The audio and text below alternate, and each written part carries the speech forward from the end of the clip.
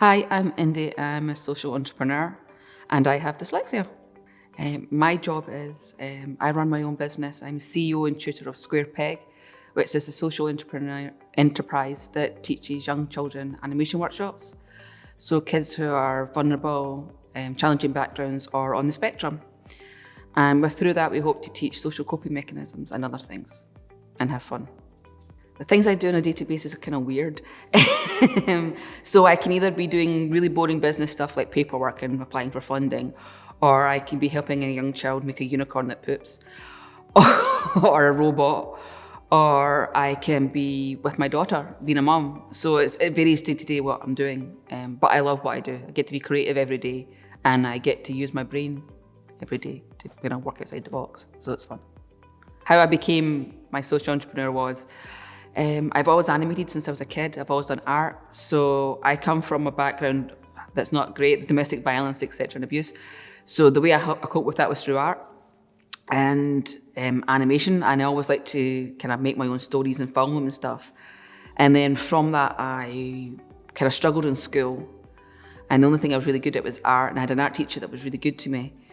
And she was like, do art. So I got into art college and I ended up doing traditional animation. And I thought I'd become a teacher. But that didn't really work out because it was boring.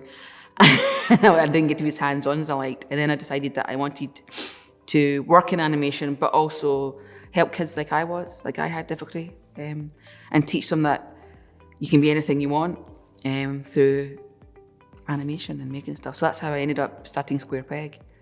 Part of that journey is also for myself and for my daughter who's autistic. I wanted her to grow up knowing that mummy can do anything, even if she's neurodiverse like her, so she can do anything too. So that's how I started. Dyslexia is always part of my career journey. I am an unapologetic dyslexic. I love being dyslexic. It gives me my creative spark. It makes me think outside the box. Yeah, most times don't know my left and right, and I can get stuck on handwriting and stuff, but for me, that's not a big effect on my business because I've made it work for me. So I don't think I'd be where I was if I wasn't dyslexic. I didn't get diagnosed till I was 18, but having that diagnosis freed me. And allowed me to be who I am today. So yeah, being dyslexic helps a lot in my business because it helps your right side of your brain. So, you're dominant with that, you're more creative, you think outside the box. I can see the big picture. And I can think visually, which is really helpful for the young people that I work with because most of them communicate visually. And it's also a thing that I always thought everybody did it. Do you just think that's how everybody sees, and it wasn't until I got with my partner and he's like, no, I don't see like that. He doesn't get it. I'm like, oh, well, that's part of my brain then. And I think it's a gift. The biggest benefit for me is, and it sounds stupid, is coming upon a kid who's dyslexic like me, and they've maybe been told it's a negative thing, and saying to them, nah, look at me, see, it's really positive, it's great, this is what you can do, and this is what you can do, and this is what you can do, instead of saying so I tend to focus on the positive side of dyslexia rather than the negative side when I'm dealing with kids. And I think that's a benefit for me because then I can teach that to the kids that I'm working with. And whether that's dyslexia, autism or whatever, but I just want to see everybody as being neurodiverse and unique and great, and I think it's a benefit. My favourite thing about my job is getting to work with young people, being creative and animating. So I get to be selfish, I get to do both of my loves, animating and working with young people. My least favourite is boring paperwork, boring funding forms. I really find them not engaging enough for me.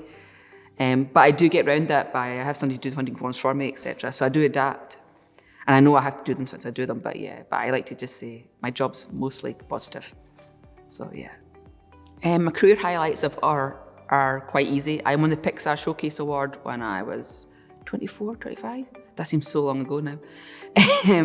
While I was at art college. That was my best thing ever because I got a signed book by Pixar with John Lasseter and Brad Bird, and all the best ones signed it. And also I would say SSE, getting on a social entrepreneur course, and actually just starting Square Peg is a highlight for me because I never thought I could do it, and then I just did it and it works. So yeah. And it sounds like a silly highlight of a career, but there's a boy that I work with. And for me, watching him use animation as a form of communication and in love and being better than me at it after 2 minutes, he's also autistic, is the highlight of my career because before nobody knew you could do it, now we can, and it's just the most amazing thing to watch. And he's like the most amazing kid ever. So yeah, the highlight for me is just watching kids complete their work and make something. usually with unicorns in it. But make something, yeah, and enjoy it and come back and do some more. Advice I'd give my younger self would be believe in myself more and not be too timid about starting stuff, and not be scared to say dyslexia is a strength and it's positive, and not be scared to tell other people that and demand that you need allowances and help. I think that's the biggest learning at Learning, is that it's okay to get help sometimes, and it's okay to admit that you need help, because in order to be equal to everyone else, you may need a little bit of help to be that equal person. So that's the only advice I give to my younger self, because I was very stubborn. People that inspire me are people like Ray Harryhausen, who was a filmmaker, Roald Dahl, and Cyndi Lauper. Cyndi Lauper taught me that it was okay to be me. I can look how I want, dress how I want, and be quirky and weird, and it's fine. And if nobody else likes it, who cares? It's about me being happy. So yeah, that's who inspires me.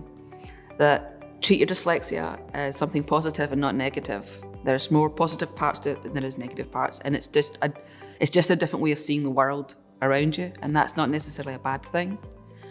And that getting support, there's nothing wrong with that. Everybody needs a little bit of help sometimes, but you can be anything you want to be. Your dyslexia is not going to hold you back. If anything, it might help you.